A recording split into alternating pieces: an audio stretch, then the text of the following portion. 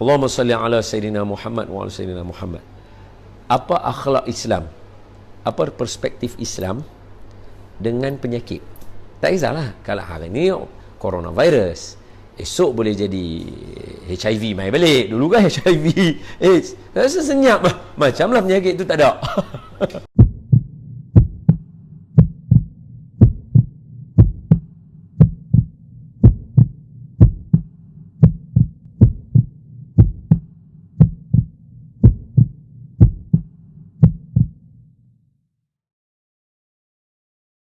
Allahumma salli ala Sayyidina Muhammad wa ala Sayyidina Muhammad. Apa akhlak Islam? Apa perspektif Islam dengan penyakit?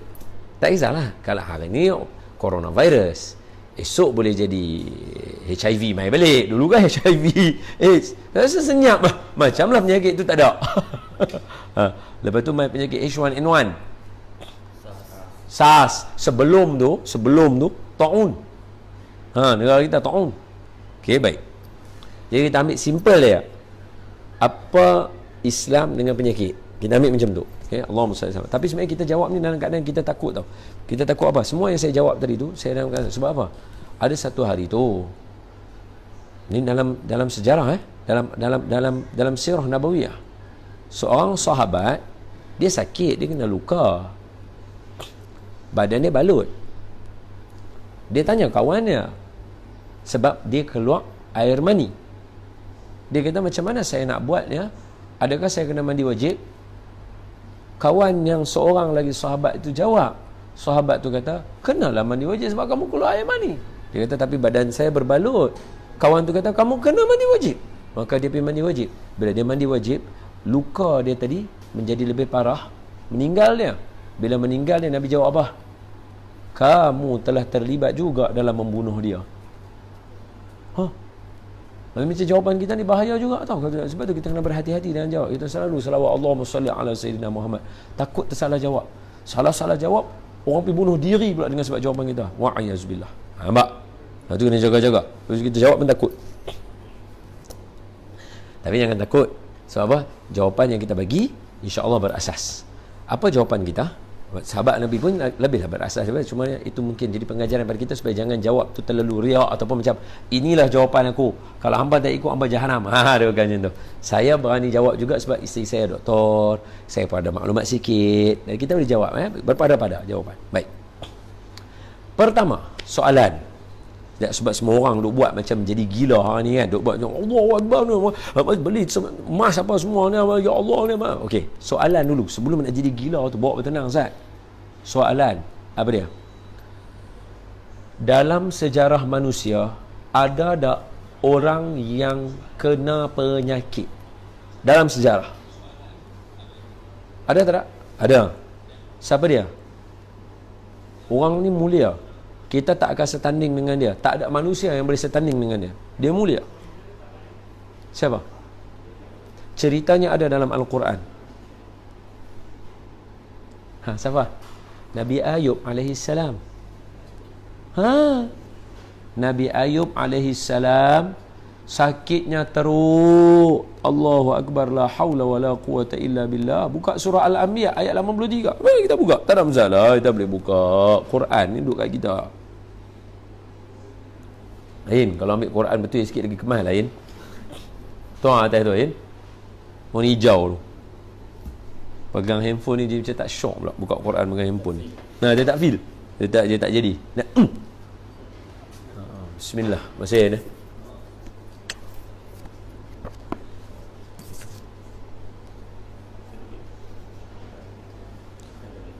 Oi. Ni budak punya. La haula wala quwata illa billah. Tak, bukan. Kertas dalam ni Quran ni orang punya, budak punya. Tapi nampak sangat, ya Allah. Apa dia? Ujian saringan tilawah Quran. Lulus tinggal Quran dia. La haula wala quwata illa billahil aliyil azim. Budak-budak, ya Allah. Surah apa tadi? Anbiya. Surah Anbiya. Mana surah Anbiya? Anbiya. Aywah. 322. Sian dia jangan tunjuk yang malu lah dia kalau keluar nama dia nanti. Okey, surah Anbiya kita ayat 83 surah Anbiya ayat 83.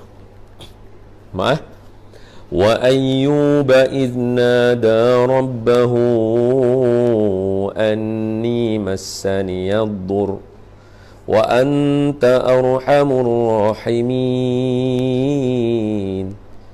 fastajabna lahu fakashafna ma bihi min dur wa atainahu ahlahu wa mithlahum ma'ahum rahmatan min indina wa dhikra lil abidin. Sadaqallahul azim. Apa Allah Ta'ala kata apa? Kita baca. Dan ingatlah kisah Nabi Ayub alaihi salam ketika dia berdoa kepada Tuhannya, ya Tuhanku, sesungguhnya aku telah ditimpa penyakit. Ini bukan jalan-jalan orang, cerita penyakit dia masuk dalam Quran. Nabi Ayub ni sakit dia teruk. Sakit Nabi Ayub alaihi salam teruk sungguh, sehingga keluarga tinggal dia, harta dia habis dan sebagainya. Padahal engkau Tuhan yang maha penyayang daripada semua yang penyayang. Nampak tak? Cara nak bercakap dengan Allah. Puji Allah. Tak habis orang kata. Barulah boleh minta. Maka kami kabulkan doanya, lalu kami lenyapkan penyakit yang ada padanya, dan kami kembalikan keluarganya kepadanya, serta kami lipatkan ganda keluarganya sebagai tanda rahmat daripada kami dan untuk menjadi peringatan bagi semua yang menyembah kami. Betul tak? Kita baca ke orang sebagai peringatan tak? Allah tulis cerita Nabi Ayub pun sebagai peringatan kat semua orang. Setiap zaman akan ada orang yang sakit. So pertama sekali, ada orang yang sakit yang teruk yang Allah cerita dalam Quran? Ada. Antaranya Nabi Ayub alaihissalam. Jadi sekarang ni maknanya bila ada penyakit dalam dunia, tak kira teruk tak teruk, wabak tak wabak, benda tu ada. So apa pengajaran pertama? Pengajaran pertama yang semua kena ingat ni. Tengok saya, siapa boleh rakam, siapa boleh share, siapa boleh viral. Apa dia? Jangan hidup kat atas muka bumi duk buat action macam kita tak ada penyakit. Betul tak betul? Jangan duk buat act, bercakap macam hang takkan jumpa penyakit-penyakit bahaya. Jangan duk cakap lagu tu. Betul tak? Jangan bila orang cerita sikit lah, contoh pertama lah, orang cerita pasal Rasulullah, orang cerita pasal ulama, orang cerita pasal Allah, Quran kan, cakap belasah Quran, bantai apa nama Rasul dengan Allah, tak jumpa penyakit. Betul? Berpada-pada. Sebab apa? Penyakit setiap zaman akan ada. Boleh jadi kena dekat kita. Ingat tak penyakit yang sebelum ni? JE, biasa tak? Japanese encephalitis, ingat? JE itu siapa yang bawa? Nyamuk. Kita sombong atas muka bumi dengan nyamuk punya penyakit sekok pun kita takut. Nampak? Hak tu pun kalau kita tak senak diri bahaya. Nampak? Itu yang pertama, pengajaran daripada cerita Nabi Ayub. Apa dia? Penyakit akan ada sepanjang zaman dan kita jangan berlagak atas muka bumi macam kita tak akan jumpa penyakit dah selepas corona ni baik. Itu pertama. So kena berakhlak. Dalam kita duduk atas muka bumi, kita kena berakhlak, kena perangai elok, kena berkawan elok. Apa lagi? Kita kena sentiasa beringat. Itu bahasa dia. Boleh faham Masih kan? Sentiasa beringat. Itu yang pertama. Yang kedua, apa Nabi Ayub buat? Nabi Ayub berdoa. Saya tak kata jangan ambil ubat. Saya tak kata Sebab apa? Isteri saya doktor.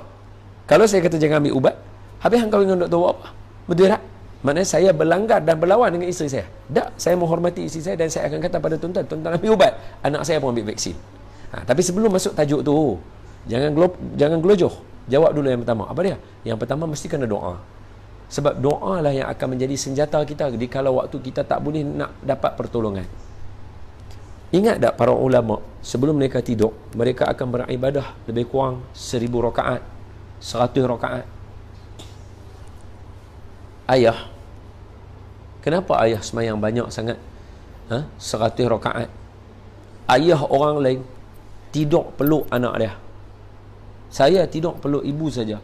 Tapi ayah semayang 100 rakaat. Bukan kata ayah dia tak tengok dia. Ayah dia akan pergi jenguk dia apa semua. Tapi bila anak ulama tanya pada ulama, ayah apa siapa ayah ibadah banyak? Ayah baca Quran macam saya lah. Masa kecil-kecil kita tengok ayah kita duk baca Quran, sampai pukul 11 malam, 12. Mailah duduk cerita kat kita sikit lah. Siapa ayah duk buat tu? Apa jawab orang ulama? Wahai anak aku jaga hubungan aku dengan Allah. Esok Allah yang akan jaga kamu di waktu aku tak boleh jaga kamu. Nampak? Hubungan dengan Allah tu yang paling penting.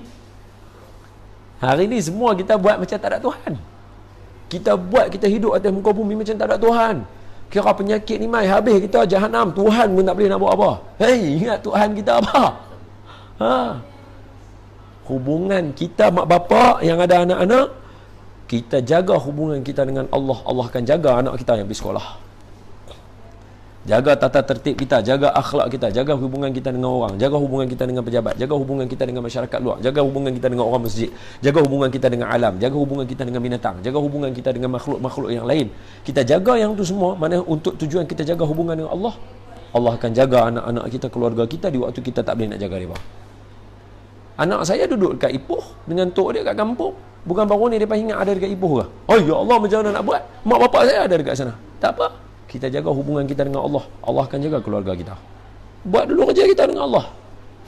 Dah lah, itu bukankah ada hadis? Nah, orang mesti jual macam tu. Mesti lah. Dia kata, bukan ada hadis ke? Nabi kata, kalau kamu tahu satu tempat ada ta'un, jangan duduk pergi tempat tu. Siapa yang dah duduk kat tempat yang ada ta'un, jangan keluar daripada situ. Itu hadis kaedah. Apa dia? Kuarantin. Hang dah duduk dekat, contohnya kita katakan China, kita ambil China. Hang duduk dekat China, sana terkena, jangan keluar, sebab nanti orang lain boleh berjangkit. Ataupun hang belum pergi lagi China, jangan pergi, dah tahu tempat tu bahaya. Biasa hadis ni dibacakan kepada Sayyidina Umar. Sayyidina Umar cancel perjalanan. Tapi biasa juga dibaca kepada Sayyidina Umar oleh satu orang sahabat. Apa dia? Ketika ni saya nak bagi orang faham. Ini Ustaz Hanif Harun. Tahu? Ustaz Hanif Harun, mudir Darul Hadis. Darul Hadis Pulau Pinang. Dekat orang best masa zaman saya belajar di Al-Azhar. Kan Universiti Azhar kan hebat. Semua cakap bahasa Arab lah, Syekh. Hanya 3 orang sahaja dibenarkan untuk mengajar di Masjid Al-Azhar. Orang Melayu, hanya 3 orang sahaja dibenarkan mengajar di Universiti Al-Azhar punya masjid. Orang lain semua Syekh Arab. 3 orang aja budak Melayu yang boleh. Siapa yang pertama? Yang pertama Ustaz Hairul Nizam Mak Usin, orang Selangor. Ustaz Hairul Nizam Mak Usin. Yang kedua Ustaz Nazrul Nasih. Ketiga Ustaz Ani Arun. Ustaz Nazrul orang Kedah, Ustaz Ani Arun orang Pulau Pinang. Ustaz Hairul Nizam Mak Usin orang Selangor. 3 orang ni je boleh mengajar Ustaz. Yang saya nak serta ni kata apa? Ustaz Ani Arun cerita kat saya. Dia kata ada satu hadis Nabi, ada satu kali tu Sayyidina Umar nak berjalan ke satu tempat. Lepas tu orang tu kata berkaitan dengan ini ada satu jalan yang mana yang ada perompak. Ini satu jalan ada perompak, satu lagi jalan tak ada perompak. Sayyidina Umar kata, ambil jalan yang ada perompak, kita pergi situ. Dia kata, tak boleh, nanti semua kita kena elak daripada takdir Allah. Betul tak? Kalau sini dah elak sini, betul tak? Sayyidina Umar bagi peringatan. Ni dengar peringatan ni. Apa dia? Kena penyakit takdir Allah, lari daripada tu pun takdir Allah, kita bercakap nak buat keputusan tu pun takdir Allah. Faham? Maknanya apa? Semua benda yang kita buat ada hubung kait dengan Allah. Jangan nak buat macam kita saja buat keputusan kita sendiri. Boleh faham? Boleh faham boleh faham?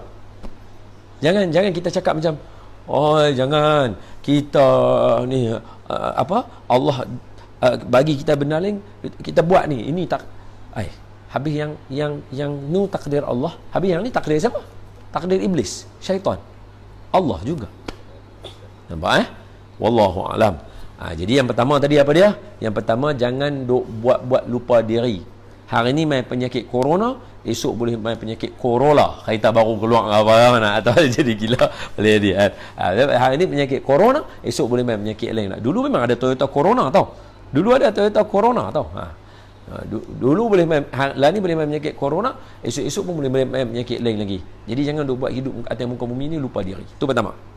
Yang kedua, doa dengan Allah Ta'ala. Buat ibadah, jaga hubungan dengan Allah dulu, Allah akan jaga keluarga kita. Yang ketiga, apa dia? Jom kita cari ayat. Ada nak Nabi Ayub? Nabi Ayub macam mana? Berdoa ya kah? Tak. Nabi Ayub Allah suruh berubat. Tengok ayat dia.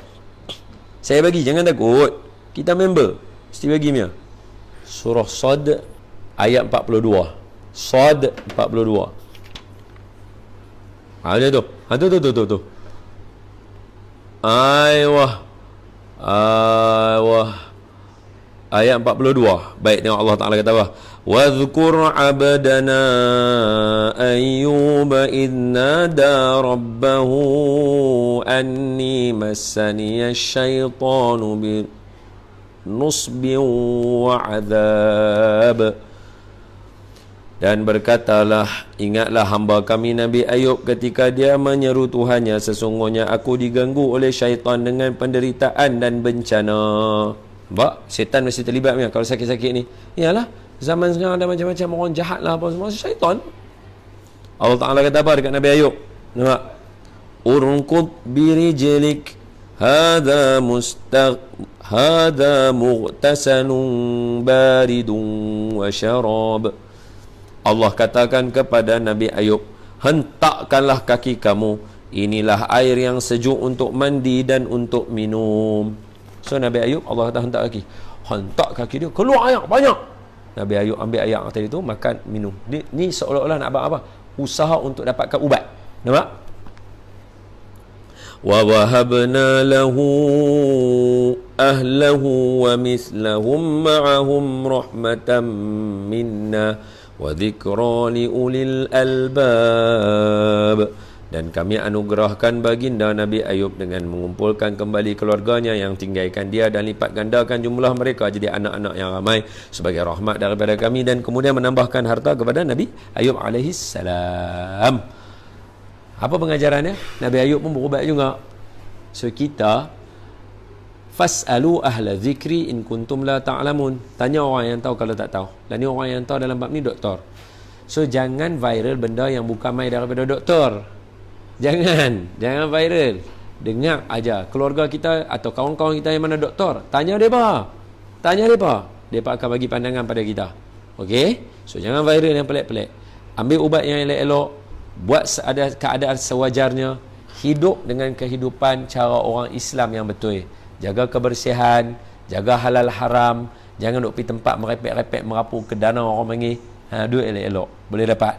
Wallahu a'lamu bis-shawab.